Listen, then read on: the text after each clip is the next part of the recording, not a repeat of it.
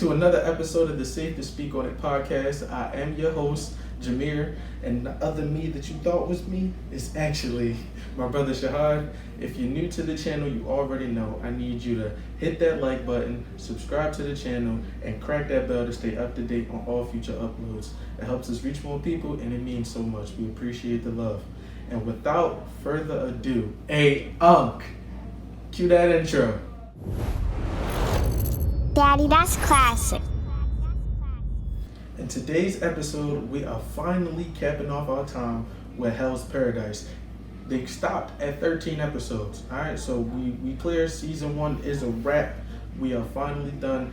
There's a lot of pain in there, I ain't gonna lie to y'all. So let's get into it. Y'all already know my man Gabimaru. Get me every time. My man is getting closer to this elixir of immortality.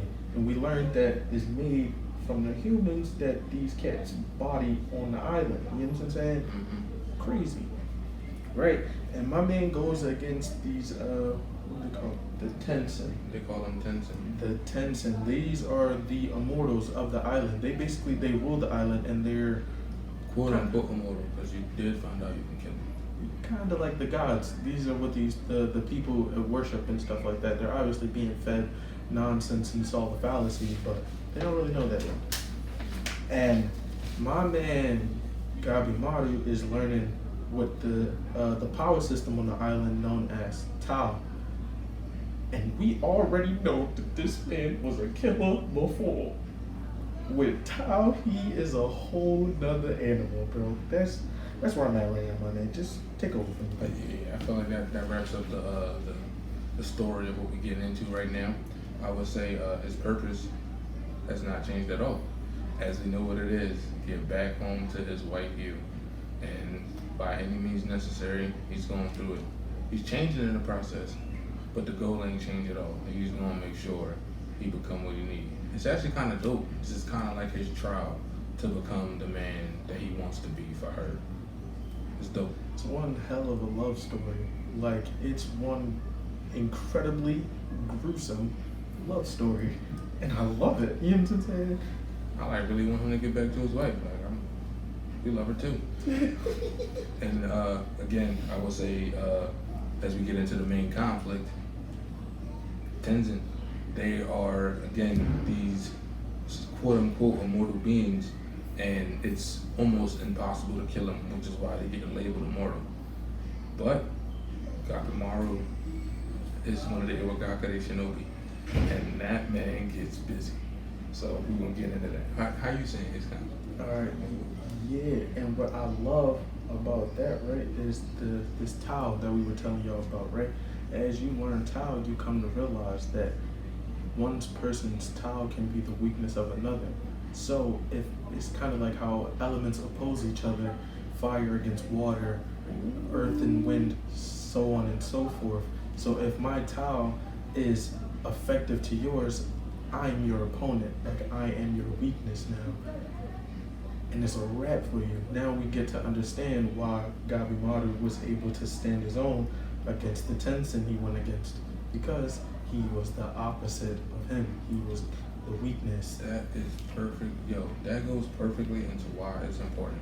Why it's important is because you find out that Tao is from a person that has a strong body and a weak mind. But weak mind more so as in the sense as they are a caring person, and that they have a reason to fight, but like a positive reason to fight. Long story short, Gabimaru can't be a savage. He gotta protect, he gotta fight for good reasons, and it's allowing his Tao to become something else. Like when he couldn't kill his executioner, he thought that was a weakness, but she told him that was another type of strength. And then once he got a feeling of Tao, he understood the type of strength that she was talking about. So now that he has them both together, it keeps going back again to his lessons he learned from his wife. To pray, try to live a normal life, be humble, be gracious. It's going in great. And that's going to get into the key facts. But I'm going to let you start your key facts first, bro.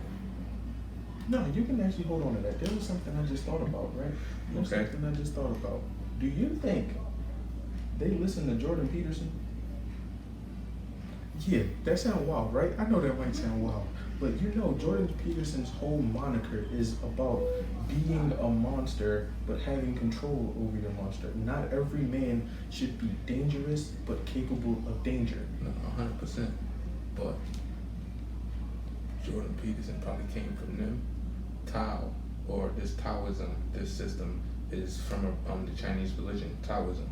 So this is like their way of living for long periods of time. Alright, so it's drawn to say that they watch him, but you I'm not saying understood he where I drawn was from going life, with that. but yeah, they drawn from life. Okay, Drawn you from understood life. where I was going with that. I thought that was pretty Anime, dope. drawn from life. Come on now, Bring them keep together. it going. All right, but since you tossed the key facts to me, we gotta go into what you were saying. How Gabimaru is becoming more humane. You know what I'm saying? It's his yin and his yang are starting to balance out. Like we was just talking about the man versus the monster. Right. He's not just fighting, you know, the peaceful side of himself. He's harmonizing with it. And you know, it takes two to tango. So if he wants to do this dance correctly, he has Right. to resonate with both sides of himself. And oh my God, the man is even saying thank you and please. Like thank you and please. Like the way he was talking to the little girl, bro, so Mhm. calmly, so peacefully, so empathetically. It was awesome. And speaking of the little girl, May, remember Mhm. when we learned about her backstory? Like Right. what the Tenzin did to her. She's Gabimaru, technically a Tenzin. Gabimaru gets pissed. And his instant desire is to protect this little girl from the monsters in front of them. And it was just a beautiful switch. It's like, I'm not just fighting to destroy, I'm fighting to protect now. And the best part was his internal monologue again. He told himself, I should just leave. There's no reason for me to protect her. I've been finding out a lot of stuff about myself since I came to this island. I should go think about it. And instantly, he jumped right in front of her. He jumps and right. had to save her. It was amazing. And yeah, that's what I have for Gabimaru. Go I ahead. appreciate you because that jumps right into mine, bro. Again, we have learned that his wife lessons are basically what prepared him for this. So now that he's like seeing it in real time, he think back to all of those lessons that she, you know, all them little soft things that she was drilling into him and trying to get him to understand that there's life instead of just war and killing and fighting. So now that he has a bigger purpose, he's unlocked a new strength. But again, he is also being Gabimaru. He went so hard that he lost his memory. So now Gabimaru don't even know what's going on anymore. And he's back to the old Gabimaru, the one that's not going to actually last long on this island. Because when he was just Gabimaru, he almost died against the Tenzin. If it wasn't for May, he would have been done. So it's like she's there and he's still kind of missing the point. He got so much growing to do, and I just love it. Yeah, and I really just love it. It's doing great. But now also, Sakiri, you see her, she's like another big part of his change. When he got done the fight with the Tenzin the first time, and him and May ended up on the shore, he saw two people. He like, okay, time to fight again. And then instantly, Sakiri popped in his head. And she was telling him like, bro, if you can work with people, why not? Like, that's just a natural way of life. People join together so they can be stronger. And then instantly, dropped to his knees, bowed his head, come on, we should work together. And they like, oh snap, let's do it. And then the executioner that's watching him, they all see Sakiri's records, and she's saying like, oh, he only cares about his wife. But now that he's seeing him care about the girl, it's like, this man is constantly changing. Now they don't even know who really is Gabimaru, when everybody thought they really knew who he was. It's not that. So, and lastly, I was right. His Tao element is fire. Oh yeah, that was nice. I mean, it was obvious, right? Hiboshi. But the reason why I feel like it's not as obvious is because Yuzuriha, what is her Tao element? It's probably a mix of two. You would think it was water, but she did a whole Shadow Clone Jutsu. Well, a substitution, my fault, not Shadow Clone. She did a substitution Jutsu and got out of that jump. She's a shinobi, it makes sense. Right. so is Gabimaru, so it makes sense that he has those type of like he got the firepower. Mm-hmm. He can do different things with it. So what is her element that she breaks down into using the different ways? You see what I'm saying? I understand, but what I think about with Yuzuriha, I think her joint is a combination of more than one, because it's obviously some liquid, obviously something water, but it's not just water. You know what I'm saying? Right. So maybe it's a combination of more than one element. Now with Gabimaru, I definitely thought his was a little more obvious, because even when we see him do different moves, different like jutsus, he Right. wrap them in fire to increase their power and Right. increase their destruction. No, yeah, true. Fair enough. All right, but since we on the subject of Shorty Yuzuriha, the way she sent off my man Senta was so nice. I see it in your eyes. And Yo, it's cool, bro. It's okay. It's a safe place. I'm sorry, man. It was rest easy to Yamada Asano Senta. If Yeah, y'all don't man. know his name by now, go learn it, okay? Please. Please check my boy. Big homie with the glasses, super nerdy boy. I did not think his swordsmanship was crazy. He was standing tall, even though it was intense and like he got bodied, but Yeah. my man he was doing his thing, and she told him like how, I'm not gonna lie to you, like you're not going to survive this, but close your eyes and think of a peaceful memory, something that brings you happiness. And this man thought of all the things he wanted to do, wanted to be doing with his life, because being an executioner is not what he wanted. Right. He killed countless people, but he hated it. So come to find out, my man was a beast. Like he was actually a savage, but he didn't want to be one. My man just wanted to paint. Right. And he said the last thing he wanted was to be in the arms of someone he cared for, and it was her. Bro, that joint actually brought a gangster tear in my eye. I ain't gonna lie to you, you know what I'm saying? But on the flip side, we're gonna get a little more energetic. Fujitora Light.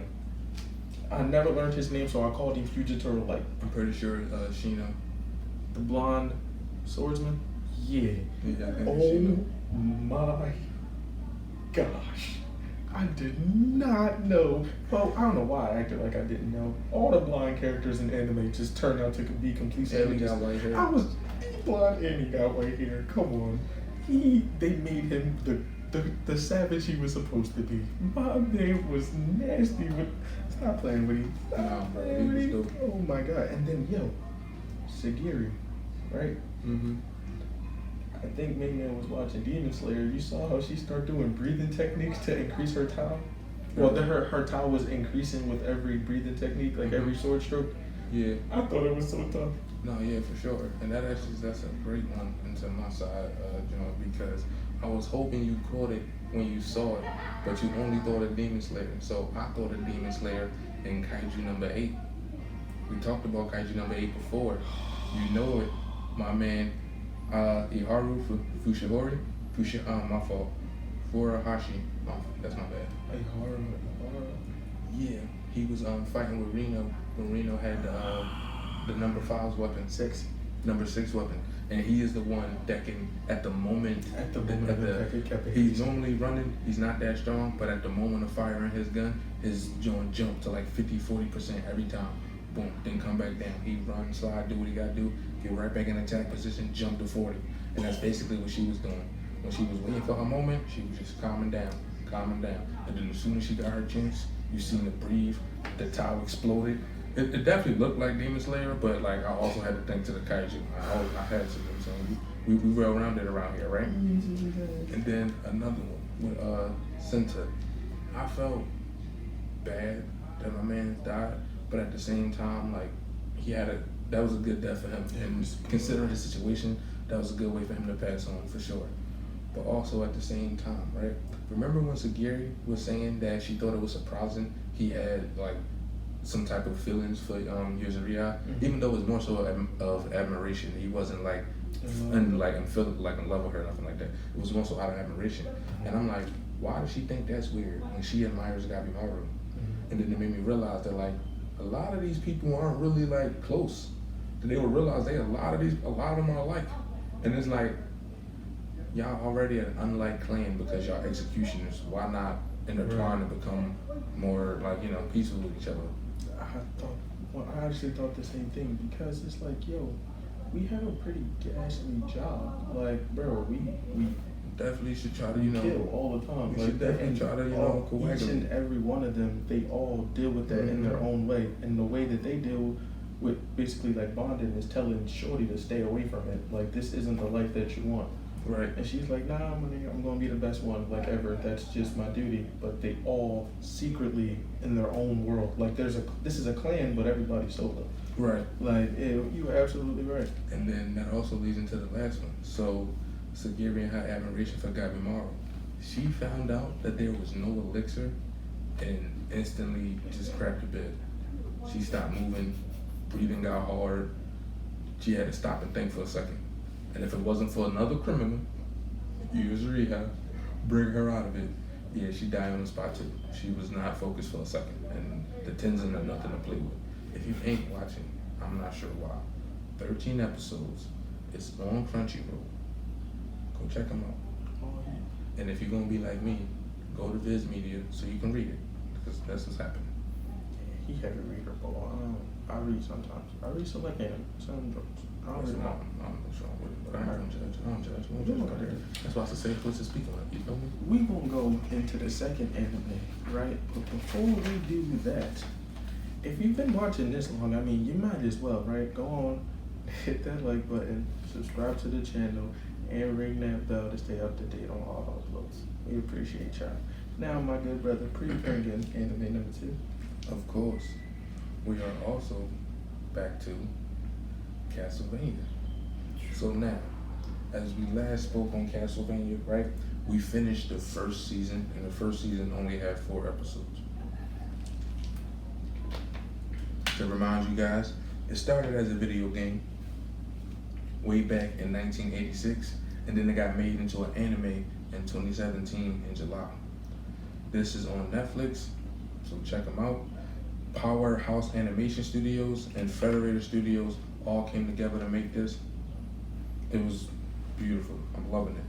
So as we said before, Dracula declared war on all of humanity because they killed his wife, and now you got the chosen 3, the hunter, the sleeping warrior, and the scholar. Those are the chosen 3 meant to kill Dracula. So now they have finally banded together and they're on their way to go kill Dracula. The purpose of killing Dracula is the result of killing Dracula. Once he's gone, it's supposed to be like the king of terror is our way. So now all other vampires should just like slowly die off. And monsters, that's the whole, big woohoo about killing Dracula. So yeah, I'm gonna pretty much say that's what the purpose look like, right? Yeah. So for this season, because we got their purpose for the prophecy and everything in season 1, Right. I kind of looked more into Dracula's side. You know what I'm saying? Okay. So Well, let me hear what you got. So season 2, they gave us insight into Dracula's war council, which is obviously vampires, but it also consists of 2 humans, and we perceived this as a war in the beginning at first because it's the monsters versus the humans, but he has 0 desire and controlling humanity. He wants to annihilate it completely, and I just thought that was dope. I thought that was dope because it was it's clear, like we said last time, this is a mass suicide for Dracula. He wants to just end everything because the one thing he loved is gone. Actually, you know what? That's actually beautiful. Forget my main conflict. Let's get back to what he was saying. If you want to dig into it that way, let's look on their side. The main conflict for them would be that a few of them aren't as stupid, and they're starting to realize that technically if he wipes out all the humans, then what are they going to eat? But only 1 or 2 of them realize that right now. Mm-hmm. So that's really the conflict. It's really going to be when are they going to turn on Dracula? When do they try to turn on Dracula? Oh man. So that goes into why it's important. Now that Dracula is, on his road to destroy all of humanity, he's also going to destroy all of the vampires' food supply. So the few that are starting to realize it actually are trying to come up with this super big plan. And then that leads into the 3 that are coming to kill Dracula. And their whole goal, technically, is to get rid of all the monsters. And all those come from Dracula and his horde. So, yeah, you actually did a great. We should have looked at. Yeah, we're gonna look at it from that end. And what I think is so crazy just now, right? Even though you flipped your whole main conflict and why it's important, you said every single thing I have written on this paper. You have said it word for word. That the main conflict is the civil war, basically, the infighting, and the prophecy that's still lurking in the darkness. Just leads to why it's important. The ones who aren't just nim-witted monsters who just like to eat. Right. They're realizing like, yo, I'm gonna die if we kill everything in the long run. Exactly. I'm not gonna let this man kill me as well. You know what I'm saying? That's insane. You know, give me your three the main characters, bro. Give me your three. Bro. So these ones I'm gonna keep. My first one, bro. Remember the Morning Star? Mm-hmm. I think that might be one of my favorite weapons in all of anime now. The way Trevor Belmont's get the moving with the whip and the Morning Star on contact, it blows up and it's like a big explosion. It's not nothing light, so it get busy.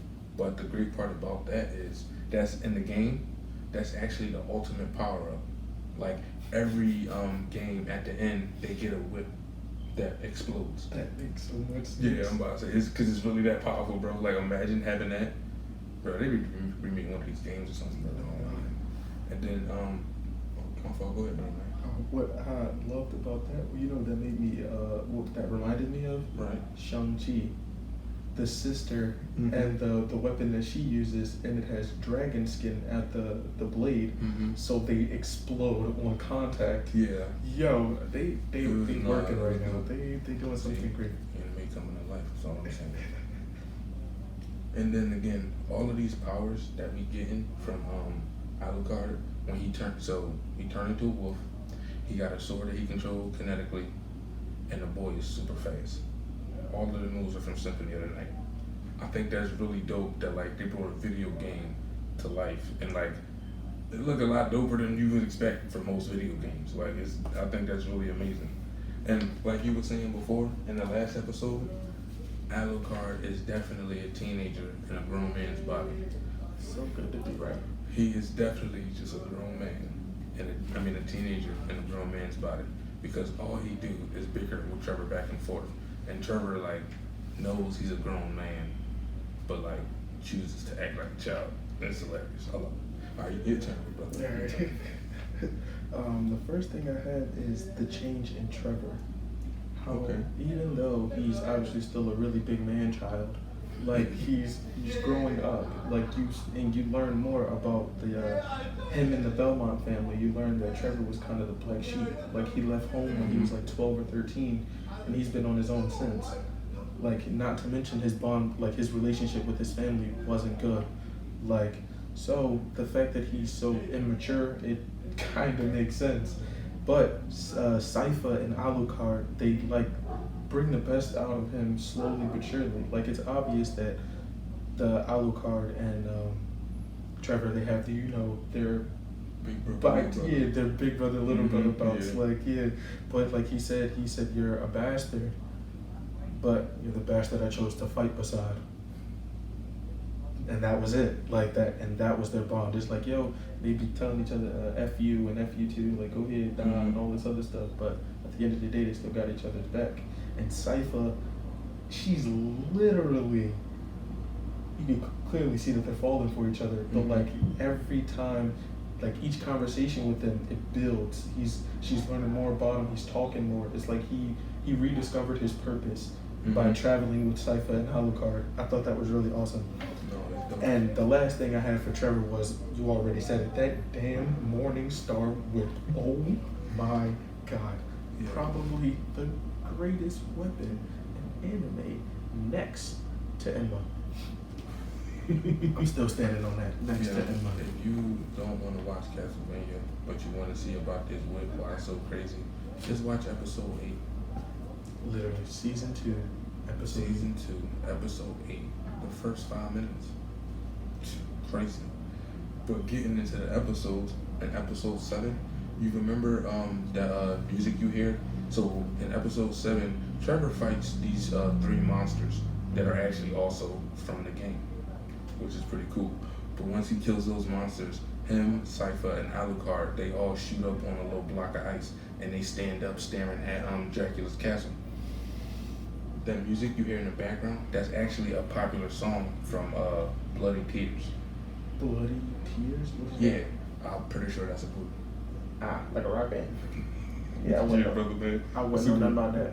But no, I just like that because it's like, again, it was the whole purpose behind Castlevania was to bring a video game to life in Japanese style anime to America. So to keep keep the American aspects in it while, having all of these things come together made it great. Mm-hmm. And then at the last, my last one, right?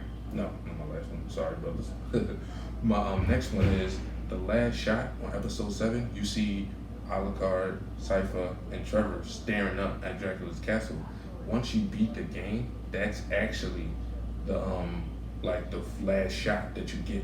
You see it said except in the game you would actually see the whole castle crumble and stuff because you won. Mm-hmm. But yeah, that's the end shot of the game. So I thought that was really dope because for them it was the game starting. That's amazing. Yeah, I thought it was dope. And also in the same game, right? Remember at the end so they do kill Dracula. Spoiler alert. They do kill Dracula. Sort of. He let himself die. But remember when it was Trevor that comes in at the end to help Alucard? In the game, it's Trevor that's in Alucard's position, and in Trevor's positions, it's Hector. Mm-hmm. That's crazy, actually. And that's crazy because Hector actually does still betray Dracula in the anime, but now he ends up a slave for someone else because he was used the whole time. He got double-crossed in his crossing of Dracula. That happens in the anime too. Yeah. It's amazing. Yeah. It's really good. Yeah, they did a really good bond in these two. Alright, now on the topic of these side characters, we gotta talk about my girl Cypher. Yo, I did not know that this scholar magician shorty was that much of a monster. Not just in terms of battle capabilities and things like that, because we saw that she's a savage, but in terms of actual strength and knowledge, we saw her piece together a spell based off of a broken language that no one speaks, haven't spoken in eons. In years. So she pieces together this language in a way to form a spell to trap Dracula's castle. What do I mean by that? Is his castle has magic engines that allows it to transport from place to place. She corrupted those engines and trapped the house in a place where they could infiltrate it. And what I love about their infiltration was, we talked about the Civil War, the infighting between Dracula and his vampires. So while his armies are going at it inside the castle, Alucard, Cypher, and Trevor, they walk through the door, and instantly everything stops. Mm-hmm. Time literally stopped. All the vampires stopped, look at the 3, and it was the prophecy has come true. Mm-hmm. And they instantly stop fighting each other and go right for the 3. It was awesome, and Alucard's only words were, "Begin." It was fantastic. Now, on the subject of Alucard, right? Before they were walking around the Belmont Hold, and they saw all of the things that this monster hunter family has collected over the years, which is obviously the annihilation of his people.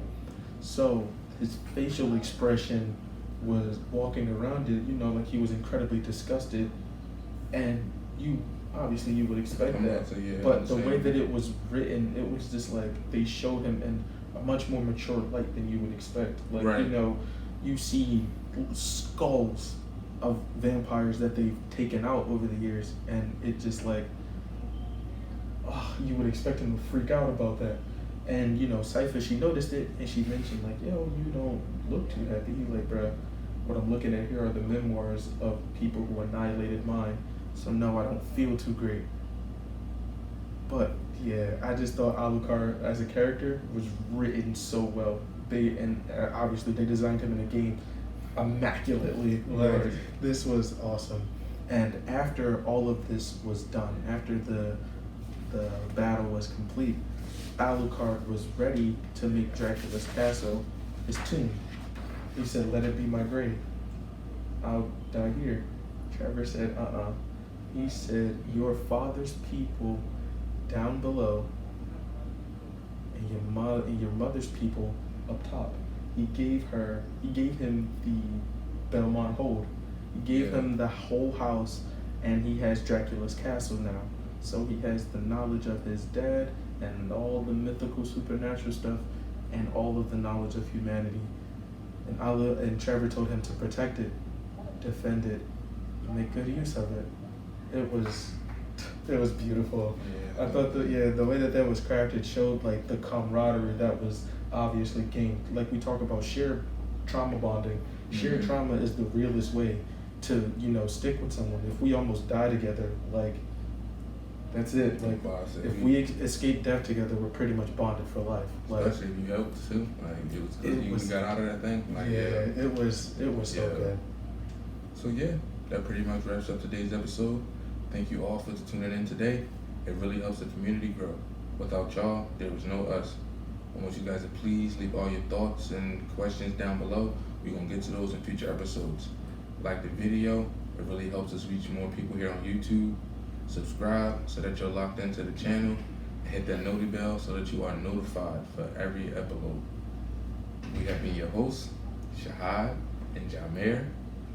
Y'all have a good one. We out. Daddy, that's classic.